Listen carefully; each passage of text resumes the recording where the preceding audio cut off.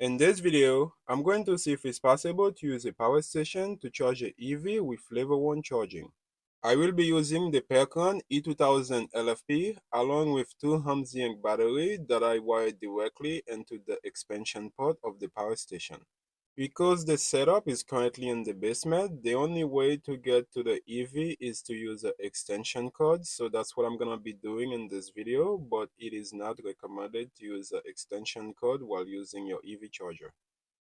After plugging in the extension cord to the power station, I pass it through a side window so it can make it all the way to the EVSE. This EVSE came with the vehicle. Right now I have a standard 120 volt outlet. It can also be swapped out for a 240 volt outlet. And the other end of the plug is a J1772 that will be connected to the vehicle. After plugging in the EVSE to the extension cord, it's showing that it's working fine, so let's proceed by plugging it to the vehicle. Upon plugging the EVSE to the vehicle, the charging session starts really quick. It looked like the vehicle is charging as usual because the blue indicator came on and one of the segments is flashing on and off. But it looks like after 20 seconds, the charging session has ended because the EVSE found a fault. Once that happens, the charging indicator go from blue to white. The indicator light on the EVSE also show a fault in the system, went from blue to amber. You also get a charging error on the app, so that's three places that will let you know that something is wrong with the system. Now let's go back to the power station to see if we can fix the issue. Although the power station showing a 0 watt consumption, the watt meter is showing that the EVSE is still pulling 1.9 watt. Those power stations do not have a ground neutral bound, confirmed by doing a continuity test. I will be making my own ground neutral plug using this plug. At the other end, I will isolate the hot wire, then I will connect the ground and neutral together.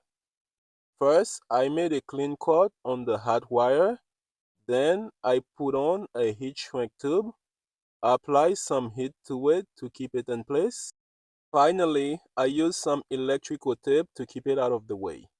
Next, I put on a heat shrink solder seal wire connector on the ground wire, then connect the ground to the neutral wire. Then I move the heat shrink solder seal wire connector to the right place. Finally, I apply heat to it to solder the wire together and seal everything together. This is what it looks like at the end. I could have done some better wire management, but this should get the job done. Before using the plug, I check for continuity between neutral and ground. Then I plug it in into the power station. Because the EVSC is still showing a fault, I have to unplug it and plug it back in for it to work. Shortly after that, the vehicle starts charging again.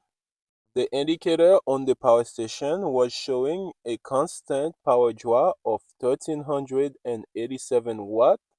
That would charge the vehicle for around 3.9 hours with the battery sitting at 59%. There is a small amount of solar input coming in. For the final calculation, I will round up the battery percentage to 60. The vehicle is currently sitting at 68%. It's currently Saturday afternoon and it will be fully charged on Monday night at 10:23 p.m. This vehicle also have an extended range battery of 131 kilowatt hour. Although 1300 watt is leaving the power station, only 1100 watt is making it to the vehicle.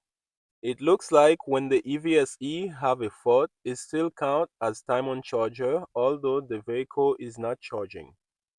The power station battery along with the Humsienk battery went from 59% to 55%. It looks like the vehicle is charging as usual. If I was able to charge this unit every day using solar power, I would be able to add more energy into the vehicle than I consume to go to work. I live really close to work. The vehicle consumes 3.2 kilowatt hour. If the power station and the battery was fully charged, I would be able to add more than that every day. It looks like it is possible to charge your vehicle using a power station. This could be beneficial for people like me who live really close to work or do not commute a lot. All that is required for your power station to work with your EV is to get a ground neutral plug. They also have those available for sale.